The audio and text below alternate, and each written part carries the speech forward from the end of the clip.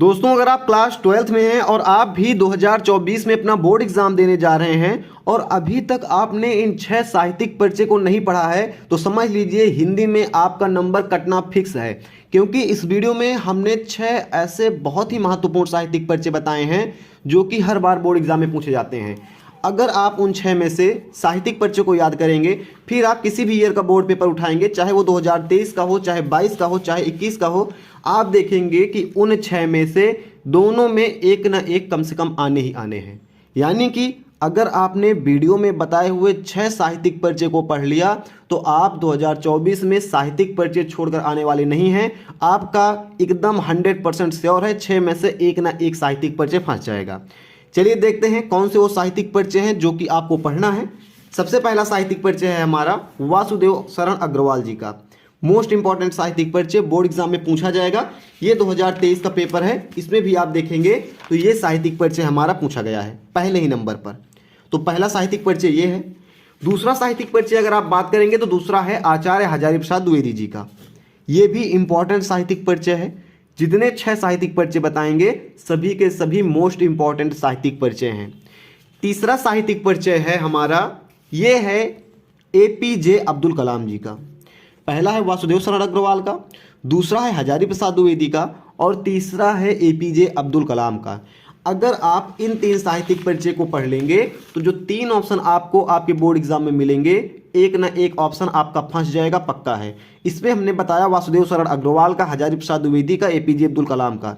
3 में से 2 ऑप्शन यहाँ पर फंस रहे हैं, आप देख रहे हैं। इसी प्रकार अगर आपने इन 3 साहित्यिक परिचय को पढ़ लिया तो किसी भी लेखक का साहित्यिक परिचय आप कर लेंगे। किसी भी ईयर का बोर्ड एग्जाम उठाइएगा और देखिएगा लेखक का साहित्यिक परिचय 3 में से एक हर बार आपसे पूछे ही जाएंगे। यह है हमारा प्रश्नोत्तरांक 5 का में पूछे जाने वाले लेखक का साहित्यिक परिचय।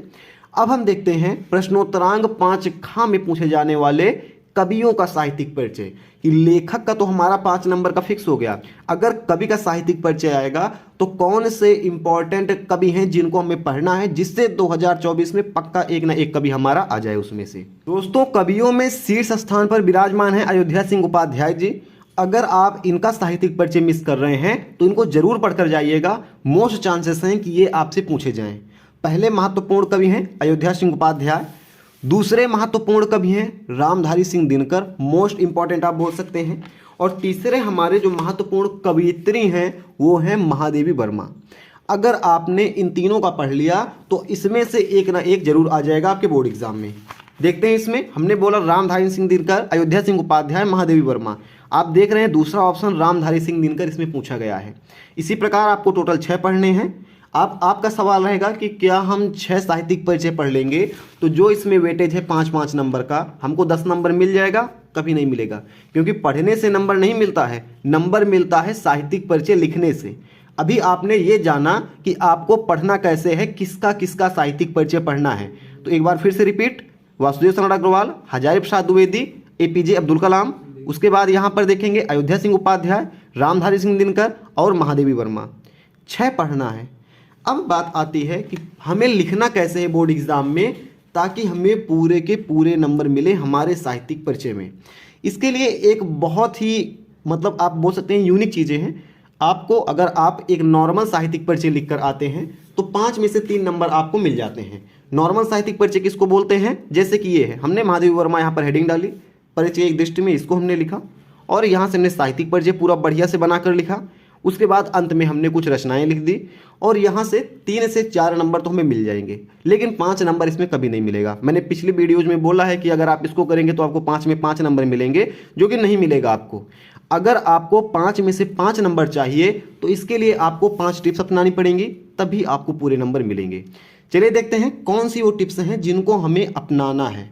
सबसे पहली जो टिप है, अगर आप किसी भी कवि का या किसी भी लेखक का साहित्यिक परिचय लिख रहे हैं तो उसके लिए जरूरी है पहली टिप है कि ये क्या क्या थे। ये मीन्स कि ये कवि या ये लेखक क्या क्या थे, इनकी रचनाएं किस किस विधा में हुई हैं। जैसे कि हमने रामधारी सिंह दिनकर का लिखा है, हमने यहाँ पर पहली 2 लाइन में लिखा है, राष्ट्रवादी काव्य धारा के ओजस्वी कवि श्री रामधारी सिंह दिनकर जी सच्छायावादोत्तर तथा प्रगतिवादी युग के सर्वश्रेष्ठ कवि थे। हमने क्या लिखा है कि ये एक कवि थे, लेकिन एक कवि ही तो नहीं थे, इन्होंने कई सारी रचनाएं की हैं, कई क्षेत्र में रचनाएं की हैं। तो अगर आप कभी लिखते हैं तो एक में से अगर आप बोलेंगे 5 में से 4 नंबर आपको मिलने के चांसेस रहेंगे।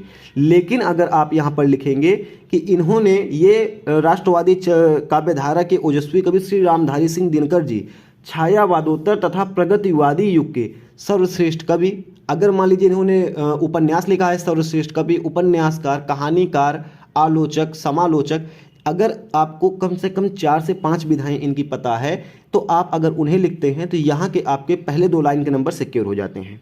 ये वही लोग अप्लाई करेंगे जिनको पता है कि ये क्या क्या थे और जिनको इतनी तगड़ी मेमोरी पावर है कि 6 का अलग अलग वो याद रख सकें कि 6 कवियों में कौन से कवि क्या थे। अगर आपको 5 में से 4 नंबर पाना है तो आप इसी साहित्यिक पर्चे को लिख देंगे। इस साहित्यिक पर्चे को लिखने के बाद आपको 5 में से 4 नंबर आसानी से मिल जाएगा। लेकिन अगर 5 में से 5 पाना है, टॉप करना है, तो पहली चीज़ कि ये किस किस विधा के ये कवि थे या किस विधा में इन्होंने रचनाएं की हैं, उस विधा का नाम आपको पहली 2 लाइन में लिखना है। दूसरी लाइन में क्या लिखना है, 2 लाइन के बाद चौथी लाइन में 3 और 4 लाइन में साहित्य क्षेत्र में कार्य लिखना है कि इनके साहित्य के क्षेत्र में कौन से योगदान हैं। ठीक है, जैसे कि कई सारे कवि होते हैं वो साहित्य के क्षेत्र में कुछ विशेष कर जाते हैं, जैसे कि अज्ञेय ने तार सप्तक का प्रकाशन किया था। ऐसे ही कई लोग होते हैं जो संपादन करते हैं साहित्य के क्षेत्र में, किसी नई चीज़ की खोज करते हैं। तो इस तरह से अगर आपको साहित्य के क्षेत्र में इनके कुछ विशेष कार्य पता है तो आप उसे लिख सकते हैं। ठीक है, जैसे कि वासुदेव शरण अग्रवाल ने इतिहास की कई सारी चीज़ों को साहित्य के क्षेत्र में लाकर एक बहुत बड़ा योगदान दिया था, तो आप वो लिख सकते हैं कि इन्होंने इतिहास की कई सारी चीज़ों को साहित्य में लाकर साहित्य के क्षेत्र को बढ़ावा दिया। ये पहला है। अब देखेंगे तो हमारी 2 चीज़ें हो गई, 2 चीज़ें यानी कि 2 नंबर आपके फिक्स हो गए। 5 नंबर का क्वेश्चन है, आपको 5 चीज़ें लिखनी पड़ेंगी तभी आपको 5 नंबर मिलेंगे। इसके बाद क्या है, इसके बाद है इनकी प्रमुख उपाधियाँ।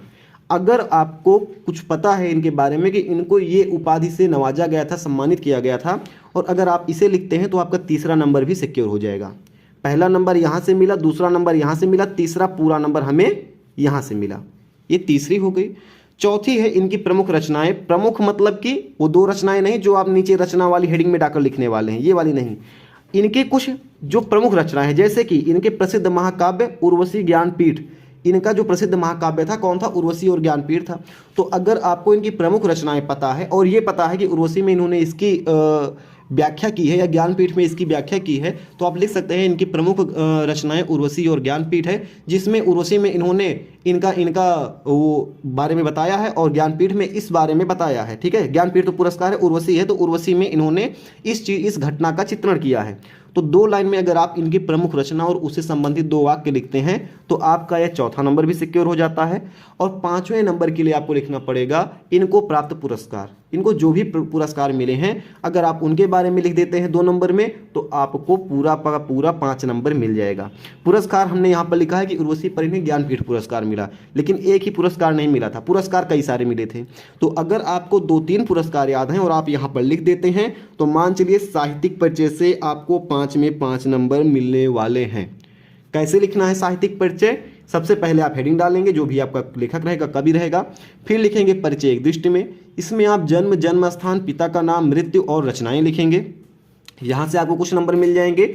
और जो साहित्यिक परिचय उसके बाद आप हेडिंग डालेंगे। इस साहित्यिक परिचय में आप कोशिश करेंगे कि ये 5 चीज़ें आपकी कवर हो जाए। अगर ये 5 चीज़ें कवर हो जाए तो नीचे आपको रचनाएं लिखनी है। रचनाएं में आपको जितनी भी रचनाएं इनकी याद है उन सभी रचनाओं को लिख देना है। और अगर आपने इस साहित्यिक परिचय जो कि इसका मेन पोर्शन है इसमें इन 5 चीज़ों को डाल दिया, रचनाएं बढ़िया से लिख दी और ऊपर आपने कोई गलती नहीं की, तो मान चलिए 5 में से 5 नंबर आपका फिक्स है।